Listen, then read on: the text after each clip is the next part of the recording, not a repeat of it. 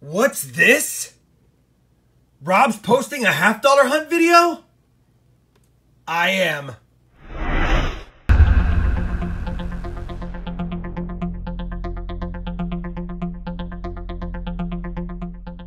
Hey everybody, it's Rob with RobFindsTreasure, and I felt like doing a $50 hunt. Many of you have been asking if I could do some like I used to do and not just do them on my live streams. And because I have 11 total boxes right now, since we didn't live stream last week, and I'm picking up 13 more this week, so I picked these two boxes out for a reason that you can clearly see.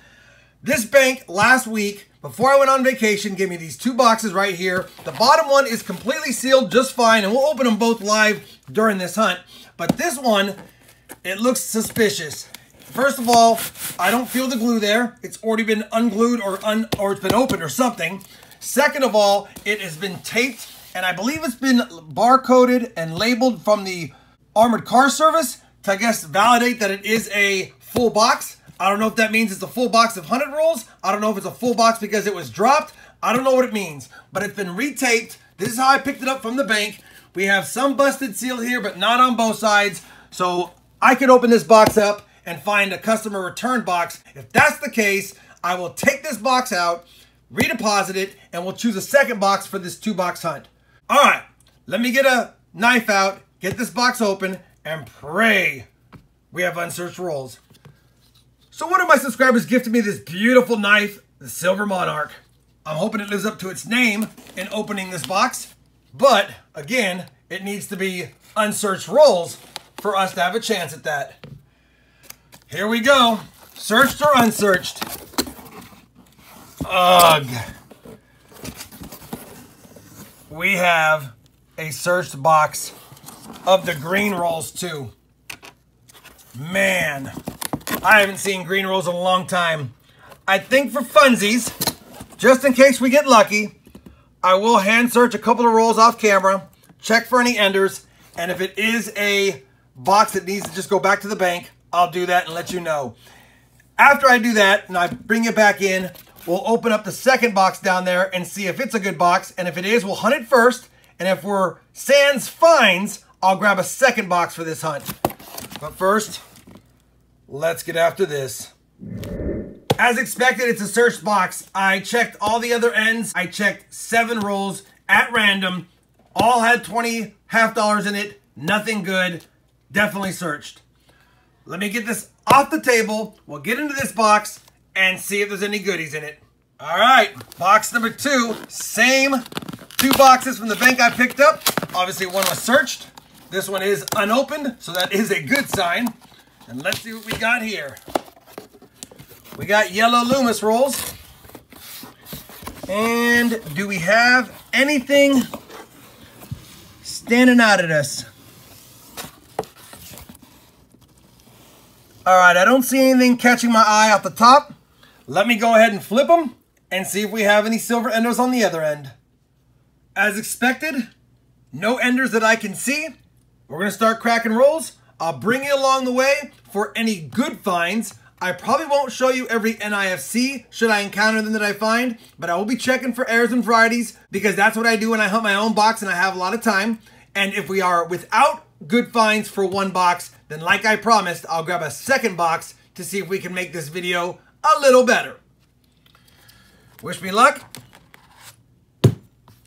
Let's find some goodies. Roll number 18.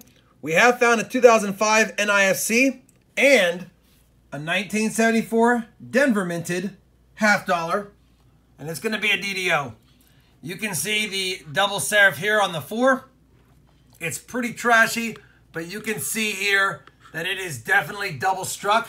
All the markers you need, including the double serif here on the T. And if I turn to that top of that S and I catch the light just right, because it is damaged, you can even see the split serif up here as well. So that's how I usually find them. Pretty tough shape, but it's definitely a 1974 Denver DDO. We'll add it to the roll of the ones I have found when I've hunted solo, as well as the ones I have found live, and get back to the hunt. Well, luck be a lady.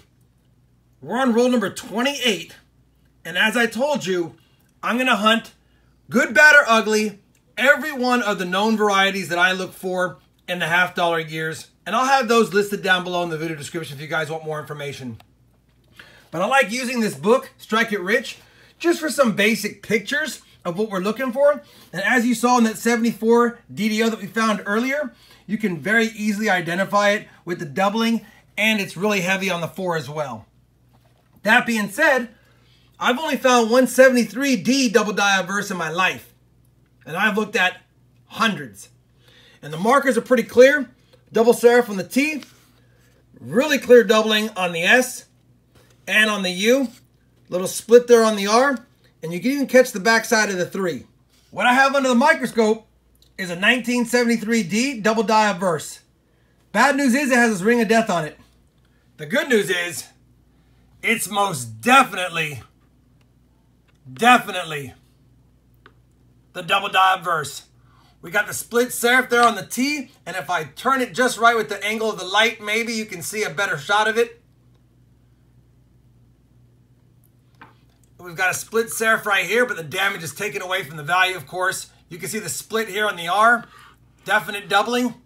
You can see it on the U up here, and predominantly on this S, big time. As a matter of fact, that exact picture right there is exactly the picture in the book. We have all the markers, split, wide, split, split, wide, split. We even have the line here on the R and the split T, the lines on the R and the split T. Now, unfortunately, where the 3 would be, it's been pushed, so you can't see the doubling there. But we know it's there. You can clearly see the double serif on the front of the 3 as well. 1973D double die obverse. 2 varieties found, same box, just over halfway through. I'll take it.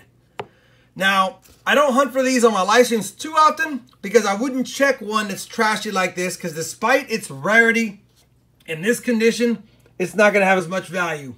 But still a cool find. Let's get back to the hunt and find some more. Very next roll. 1987 NIFC out of Philly. Someone tried to polish it up, it looks like. Wait, is that a proof? Did I miss that? It is an 87S proof. I thought it was just hand polished because the finish is so beat up. But when I flipped it, we could tell. We have an 87, like I said, beat up S proof in the box. And it actually is easier to find an 87S than it is to find an 87P or D, because there's over 4 million minted of the S and only 2.9 or just under 2.9 million minted of the Philadelphia and Denver minted 1987 NIFCs. Unbelievable. No silver yet, but we're stacking up some goodies regardless. Let's look for more. Roll number 36, and I already saw it by the edge, and look at this. We have got a second proof in this box, and this one looks nice. Oh my goodness, and it's another 87S proof.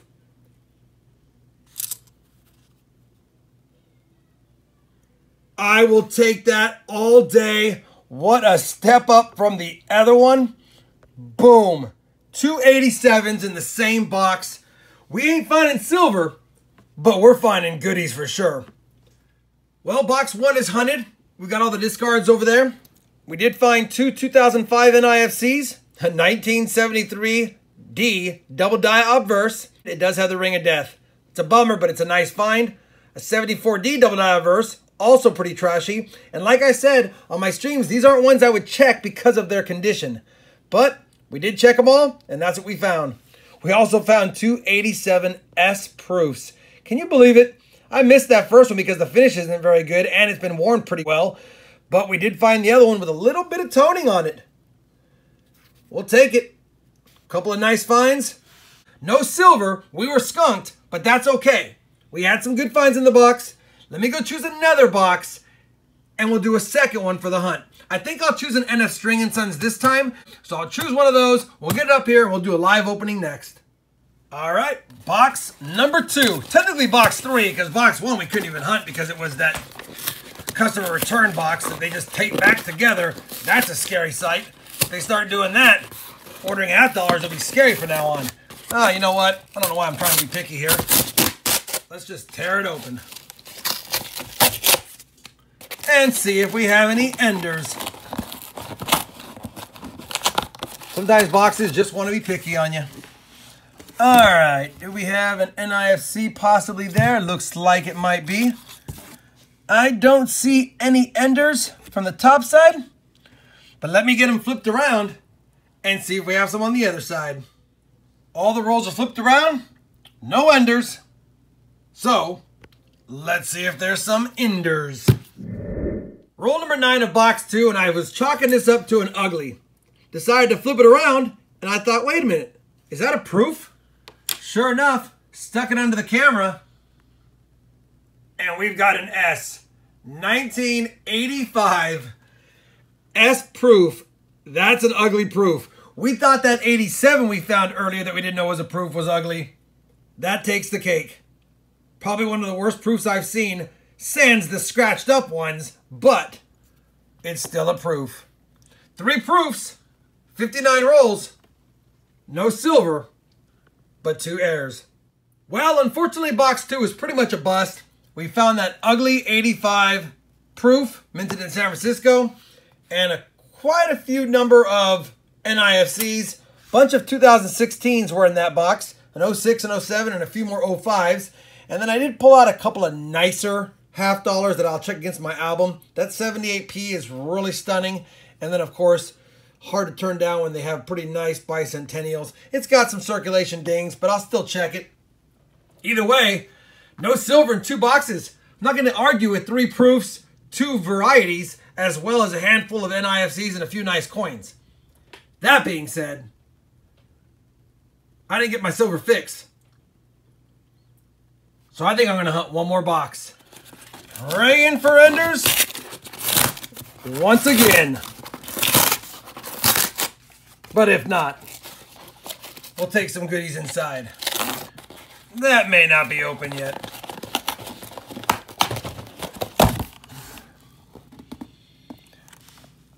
All right, not seeing any enders on the top side. You know the routine. Let's flip them around. Nothing fancy schmancy. So let's hunt them. Well, if you're seeing this empty box, it's because I finished hunting it and there really was no finds other than 3 2016s and a 2018, all 4 NIFCs. At the end of the day, we didn't find silver, but I do want to point out that hunting your own $half boxes doesn't always have to produce silver to produce finds. We did find 3 proofs. The find of the 3 boxes as far as proofs is this beautiful 87.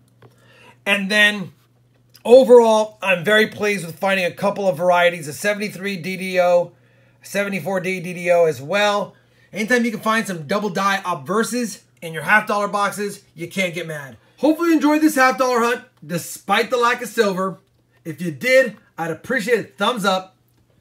And as always, everyone, happy hunting and thanks for watching.